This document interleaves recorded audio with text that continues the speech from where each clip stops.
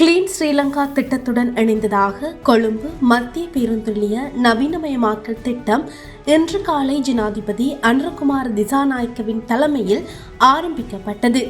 வளமான நாடு அழகான வாழ்க்கையை உருவாக்கும் அரசாங்கத்தின் திட்டத்திற்கிணங்க கிளீன் ஸ்ரீலங்கா திட்டத்தின் கீழ் 425 மில்லியன் ரூபாய் ஒதுக்கீட்டை பயன்படுத்தி இந்த நவீனமயமாக்கல் திட்டம் செயற்படுத்தப்படுகிறது.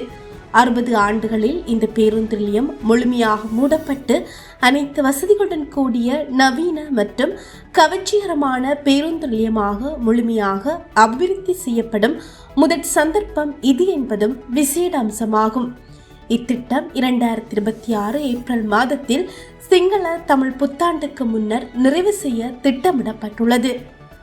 පළාත් අතර ධාවනය වන බස් රථවල සේවය කරන රියදුරු හා කොන්දොස්තර මහතුන් සඳහා විවේකාගාර සපයනු ලබයි.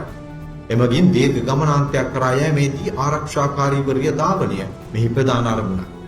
තවද නවීන තාක්ෂණයෙන් යුතු බස් රථ මෙහෙයුම් මධ්‍යස්ථානයක්, නවාසන වෙන් කිරීමේ කාර්යාලයක්, තොරතුරු දැනගැනීමේ දත්ත පද්ධතියකින් යුතු සංකීර්ණයක් සේම පූජ්‍ය පක්ෂයට ඉරදෙන හා ගැමිණි මව්වරුන්ට සේම පොදු මහජනතාව උදෙසා ඇතුළත මෙන්ම පිටත විවේකී ස්ථාන, බස් රථ ගමන් වාරයක් අවසානයේ පරීක්ෂාවට ලක් කිරීම සඳහා සේවා මධ්‍යස්ථානයක්, නවීන බස් රථාංගන, මගේ ජනතාව සඳහා සනීප ආරක්ෂක පහසුකම් මෙන්ම ක්‍රමවත් ජලාපෝහන පද්ධති, ප්‍රවේශ මාර්ග නවීකරණයද එපමණක් නොව කැලිකසල නිසියාකාරයෙන් බැහැර කිරීමේ පද්ධතියක්ද මේ සංකීර්ණය තුළ ඉදිකිරීමට ශ්‍රී ලංකා ගුවන් හමුදා පූර්ණාධීක්ෂණයේ සැලසුම් කොට ඇත.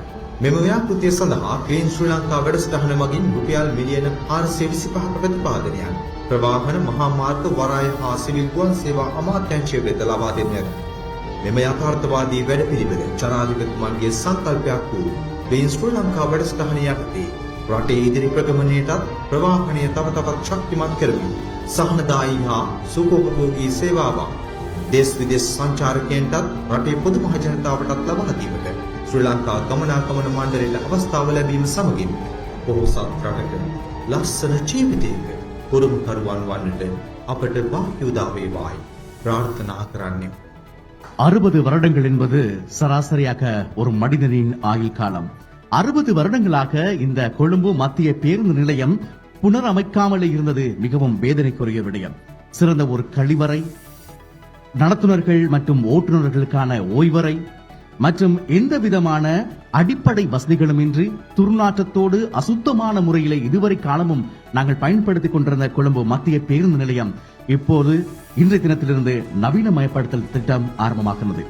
போக்குவரத்து, நெடுஞ்சாலைகள், துறைமுகங்கள் மற்றும் சிவில் விமான சேவைகள் அமைச்சினால் இலங்கை விமானப்படையின் ஒத்துழைப்போடும் கொழும்பு மாநகர சபையுடைய ஒத்துழைப்போடும் 425 மில்லியன் ரூபாய் செலவிலே இது ஆரம்பித்து வைக்கப்பட வருகின்றன.